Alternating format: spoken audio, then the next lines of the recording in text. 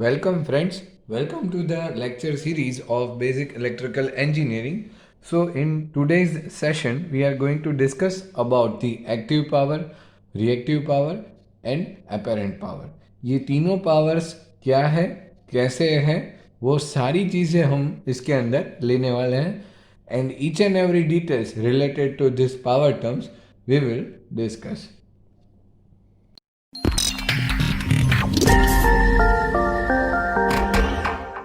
क्या देखना है, we just need to understand about the instantaneous power. Okay, तो इंस्टेंटेनियस पावर हम अभी तक फाइंड करते हुए आए हैं. तो इंस्टेंटेनियस पावर अल्टीमेटली क्या है, तो हमें पता है कि P is equals to V into I जो हम फाइंड कर रहे थे, that is my instantaneous power. पर अभी जो है उसके अंदर हमने देखा है ज़्यादातर कि मेरा अगर करंट और वोल्टेज का हम ग्राफ ड्रॉ करें, then it can be like this way. This is my voltage. Okay, ये एक मेरा वोल्टेज हो गया, ठीक है. और ये दूसरा जो है वो मैं यहाँ पे जो एम्पलीट्यूड में कम है, that is my current. Okay, तो ये मैं करंट दिखा रहा हूँ यहाँ पे. तो इस तरीके से जो है दोनों मूव कर रहे होते हैं. तो आप यहाँ पे देख सकते हो कि दोनों एक ही टाइम पे ये क्या हो रहा है, it is getting the maximum value at the positive cycle. Positive cycle में ये मैक्सिमम वैल्यू पे जा रहा है. देन आफ्टर दोनों एक साथ यहाँ पे जीरो हो रहे हैं. देन आफ्टर दोनों यहाँ पे ये नेगेटिव पिक अचीव कर रहे हैं मैक्सिमम पे, और वापस से ये जीरो हो रहे हैं. तो दोनों की वैल्यूज अगर आप यहाँ पे देखें तो दोनों की वैल्यूज यहाँ पे पॉजिटिव थी, बट यहाँ पे दोनों की वैल्यूज क्या थी, negative. So in the case of the circuit, for suppose this was the phase of the only purely resistive circuit. Okay, ये केस जो था वो क्या था, रेजिस्टिव वाला था. Then after if we take the further case for the inductive and RL circuit, we can say resistive or inductive, or we can say just the inductive circuit. Okay, तो ये मेरा एक वोल्टेज है, वो कुछ इस तरीके से होगा. This is my voltage. Now the current will be 90 degree lagging, so the current will be now this way. तो करंट जो है वो मेरा इस तरीके से मूव कर रहा है. तो हमें जो है वो पावर की वैल्यूज जो है वो हमें अलग अलग टाइम पे, जैसे कि यहाँ पे ये मैक्सिमम है तो यहाँ पे ये करंट की वैल्यू कुछ नेगेटिव दिखा रहा है, ठीक है. तो it can be negative also, क्योंकि यहाँ पे अगर मेरा वोल्टेज पॉजिटिव हो गया तो current will be the negative, so the power will be the negative. यहाँ पे आप ये पॉजिटिव ले लीजिए, ये नेगेटिव ले लीजिए, तो प्लस और माइनस माइनस ही होगा. तो उसकी वजह से पावर जो है वो मेरा कैसा हो जाएगा, it will B negative. Same way in the terms of the capacitive circuit it will also be different. So this way the complete instantaneous power can be changed. So instantaneous power जो है वो मेरा इस तरीके से change करेगा. For capacitive, we also know that it is in the leading condition. So for that, I am drawing the current over here. So this is my current, but the voltage will be now this way. ये मेरा voltage हो जाएगा. यहाँ पे आप देख सकते हो कि ये मेरा करंट है और ये मेरा वोल्टेज है. So this is the case for the capacitive circuit. तो यहाँ पे I की वैल्यू पॉजिटिव है, वोल्टेज जो है वो मेरा लैग कर रहा है तो वो भी पॉजिटिव हो जाएगा. बट यहाँ पे जैसे कि हम यहाँ पे देखें तो वो पॉजिटिव है, पर आगे जाके it can be negative. So ultimately what my concern is that the power that is instantaneous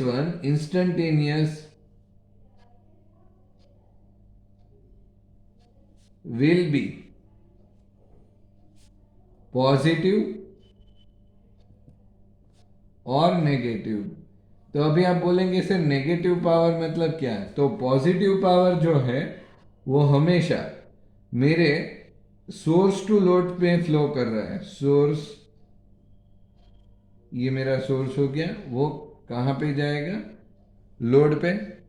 but this is called as the positive, okay. But the negative one will be reversed, मतलब उसका उल्टा जो है उसे हम बोलते हैं negative. So this will be the negative power. तो ये नेगेटिव पावर कौन सी टर्म्स में मिलेगा हमें? तो जब हम नॉन लीनियर डिवाइसेस की बात करते हैं, नॉन लीनियर डिवाइसेस जैसे कि इंडक्टर और कैपेसिटर, तो ये दोनों जो है वो क्या करते हैं? They will store the energy in the terms of the electric field. तो जैसे कि यहाँ पे हम इंडक्टर हमने ड्रॉ किया है, तो इंडक्टर क्या करेगा? जब भी ये सोर्स के साथ कनेक्टेड होगा, it will store the electrical energy in terms of magnetic field around it particular area. उसके सराउंडिंग में वो मैग्नेटिक फील्ड प्रोड्यूस करके वो वहां पे स्टोर करेगा। But afterwards it will return its value, whatever it has stored in their magnetic field, that will return that energy to back to the source. And in the same case of the capacitor, once it will store the charge in between these two plates, दोनों plates के बीच में वो electric field produce करके charge जो है वो store करेगा। ठीक है, this is my positive plate, this is my negative plate. तो once it will store the charge and then after it will return back this energy to the source, that is called as the negative power. And once it will start storing the energy into this, then it is considered as the positive, and same will be in the case of this inductor. So this will be the conditions for the instantaneous power. So it can be positive also and it can be negative also. So mind one thing, that this instantaneous power can achieve these two types of values, okay. तो अभी हम बात कर रहे थे कि हमारा active power क्या है। So for the understanding of the active power, now consider a circuit. ठीक है, ये मेरा एक सर्किट में यहाँ पे बना देता हूं। This is my one circuit, okay. So this is R, this will be having some V voltage और Vm sin ओमेगा t, जो भी है वो हम समझ लेते हैं। तो ये मेरा एक सर्किट है, इसके अंदर मेरा करंट फ्लो कर रहा है, दैट इज I, ओके। तो ये जो मेरा पूरा एक सर्किट बना है, इस सर्किट के अंदर जो है वो एक्टिव पावर फ्लो कर रहा है। कैसे हम बता सकते हैं? तो वो बता देता हूं। जैसे कि हमें पता है that resistor is a linear device, क्योंकि उसके अंदर ये वाला केस जो है वो एप्लीकेबल है।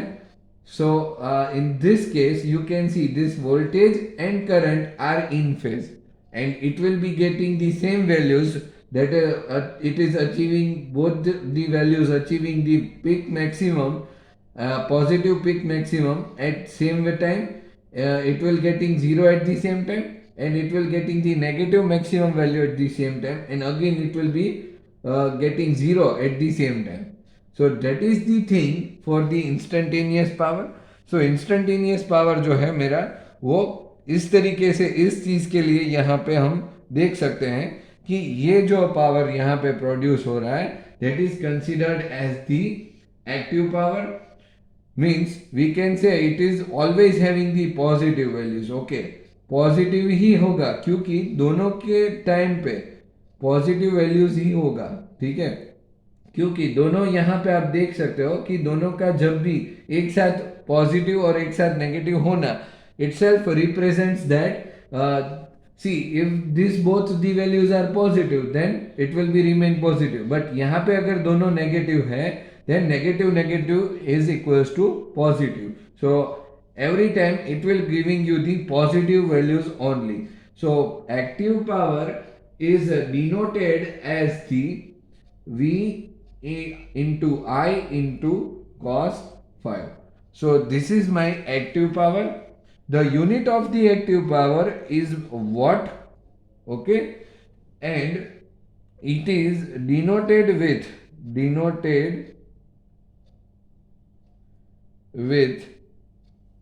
P, ओके, P से हम इसको डिनोट करते हैं।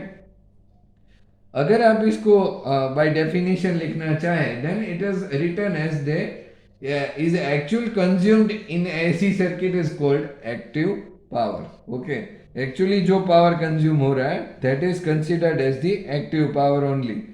तो ये जो है वो एक्चुअल मेरा यूजफुल पावर हम इसे बोल सकते हैं, ठीक है। So this is the concept of the active power. Now let's check for the reactive power. Reactive power मेरा क्या है, तो यहाँ पे मैं साइड पे बाजू में ही दिखा रहा हूँ। हम जो पूरी चीज ये समझ रहे हैं तीनों पावर्स को, वो कंप्लीटली हम इसी सर्किट के बेस के ऊपर से हम समझेंगे, ठीक है। सो यहाँ पे अभी हमें एक्टिव पावर चाहिए, तो एक्टिव पावर हो गया। अभी हम रिएक्टिव पावर अंडरस्टैंड कर रहे हैं। तो यही सर्किट को अगर आप ले लें और एसी सर्किट के अंदर ये रेजिस्टर की वजह, ये रेजिस्टर जो मेरा कनेक्टेड है उसकी वजह ये इंडक्टर यहाँ पे मैं कनेक्ट कर रहा हूँ। Okay, so the circuit will be like this way. See, I am drawing the circuit over here. This is my voltage and this will be the inductor. Okay, ये मेरा L है, ये मेरा वोल्टेज हो गया। ओके, तो यहां पे अगर आप देखें देन रिएक्टिव पावर के अंदर वोल्टेज और इंडक्टर जो है वो कैसे हो रहे हैं, तो वो देखते हैं। जैसे कि यहां पे रिएक्टिव पावर है, it is the power drawn by the circuit due to reactive component of current. ये उसके एक डेफिनेशन हो गया। क्योंकि अभी हमें पता है इंडक्टर क्या करेगा, it will store the energy in terms of the magnetic field and also the capacitor if it is attached with it then it will store the energy in the terms of the electric field. But now the case is over here. See, this is my particularly inductor and it will storing the energy as an magnetic field. तो यहाँ पे अगर आप देखें then it will be यहाँ पे क्या हो जाएगा, the current and voltage both will be are not in phase. Okay, दोनों जो है वो फेज में नहीं होंगे, क्योंकि यहाँ पे अगर आप देखें then it is achieving the positive maximum value at that time, voltage is achieving the positive maximum, तो करंट मेरा क्या है, नेगेटिव में है, ठीक है। तो the values can be positive for the reactive और इट कैन बी नेगेटिव। यहाँ पे जो केस था इट विल बी डिफरेंट। यहाँ पे हमने जो रेजिस्टिव में जो केस देखा, it will not be same for this reactive. तो रिएक्टिव पावर जो है उसे हम V इंटू आई इंटू साइन 5 से डिनोट करेंगे। The unit for this reactive power is called as VAR, that is volt ampere reactive। Okay, तो ये मेरा जो है वो रिएक्टिव पावर का यूनिट हो जाएगा। Then after we know that it is denoted as Q, ठीक है। Q से हम इसको डिनोट करते हैं, ठीक है। Generally reactive power is necessary because all the terms related to this electrical and the power transfer to one end to another end, that is completely depending on this reactive power only. So it is also useful one, but that it has to be in circuit. Okay, just अभी आप इतना याद रखिए। okay, so let's check for the apparent power। apparent power जो है उसे हम actually ऐसा मानते हैं that is it is being consumed into the circuit. So यहाँ पे आप देख लीजिए कि apparent पावर जो है that is ultimately the power that is being actually used. apparent power जो है, ठीक है, that is being actually used into the circuit, actually being, यहाँ पे हम यूज्ड नहीं बोलेंगे बट कंज्यूम्ड, ठीक है, जो कंज्यूम्ड हो रहा है, consumed into the circuit. Okay, तो उसको हम दिखाते हैं denoted with the S.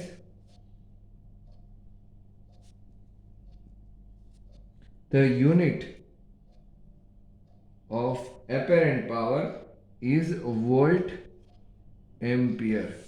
Okay, so it is VA, and it can be find out is with V multiplied by the I. तो मेरा जो apparent power है that is found out with this way, and the apparent power, if we go into the definition, then product of RMS values of voltage and current in AC circuit, okay, is called apparent power. उसे हम apparent power बोलते हैं. So this way the apparent power can be understood. तो हमारे पास 3 cases थे. तीनों cases के अंदर अगर आप देखें तो ये मेरे तीनों केसेस थे. एक प्योरली रेजिस्टिव था, एक इंडक्टिव था प्योरली, और एक प्योरली कैपेसिटिव था. तो रिएक्टिव पावर हमने रेजिस्टिव सर्किट के ऊपर से रिलेट किया. Then after for the reactive power we have related to different cases, inductive and capacitive. but जैसे कि हमें पता है कि in a real world purely resistive or purely inductive load is not possible. Okay, तो always जो है वो कंडीशन कैसे बनती होगी, जैसे हम सर्किट की बात करें, आरएल सीरीज सर्किट हमने कल पढ़ा है, तो उसके अंदर हमने देखा था कि वोल्टेज और करंट जो है वो दोनों थोड़ा थोड़ा पीछे चल रहा है. वोल्टेज जो है उससे करंट जो है वो थोड़ा सा पीछे चल रहा है. So the thing will be different now somewhat, that the current थोड़ा सा जो है due to this kind of situation, not resistive and not inductive circuit, जो मेरा करंट होगा that will be lagging behind with some of the angle. कुछ ना कुछ एंगल से ये जो है वो लैग कर रहा होगा. so that is the case for the RL circuit and it will making some angle. ये मेरा जो है वो मेरा फेज एंगल हो गया. ठीक है, that is 5. तो कुछ ना कुछ एंगल से जो मेरा करंट है वो वोल्टेज से लैग कर रहा होगा. So the power will be now this way. Power के वेवफॉर्म यहाँ पे अगर हम बनाए, then the power will be negative over here, then after it will be getting positive at this values, then after it is again getting negative, then after it is going again positive, again over here it is negative. So this way this is negative, again positive, negative, positive. तो यहाँ पे ये जो मेरा power मिल रहा है वो negative, यहाँ पे पॉजिटिव, यहाँ पे नेगेटिव, यहाँ पे positive. It will be like this way. So inductive circuit और कैपेसिटिव सर्किट जो रहेगी उसके अंदर मेरा पावर एक्चुअली जो है वो कंज्यूम नहीं हो रहा है. It will be get back to the energy. वापस जो है वो एनर्जी को मिल जाएगा, सोर्स में चला जाएगा. So it will not considered as the consumed one. So it is more oftenly referred to the reactive power. So the conditions for the different phases. So for the RL series circuit, if we can see, then the RL is nothing but the active power will be VI cos phi. तो यहाँ पे अगर हम देखें कोई एक case जब हमारा रेजिस्टिव सर्किट था तो उसमें हमने देखा था तो VI cos phi था. तो यहाँ पे सेम चीज अगर हम देखें, it is not resistive not inductive. So it will be having some values, but the angle will be now what? It will be somewhat lagging. So the actual values for the active power, reactive power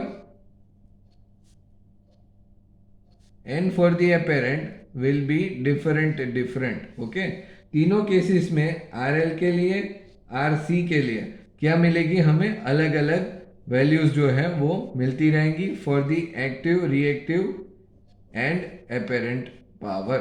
okay, तो ultimately जो है वो हमें इस तरीके से समझना है, और जब भी हम एसी सर्किट के अंदर बात करेंगे तो ये तीनों पावर्स आपको हमेशा साथ में दिखेंगे ही, क्योंकि whenever we refer to these powers it is only related to the AC circuits only, not for the DC circuits. DC circuits के अंदर ये पावर हमें नहीं देखने को मिलेंगे. So always it is referring to the AC circuit whenever someone call you about this active, reactive or apparent terms. Okay, I hope all of you must be clear with the idea of the active, reactive and the apparent power. So if you have gained some of the knowledge from this video, then you should like and share the video and also subscribe to my channel. Thank you for watching the video.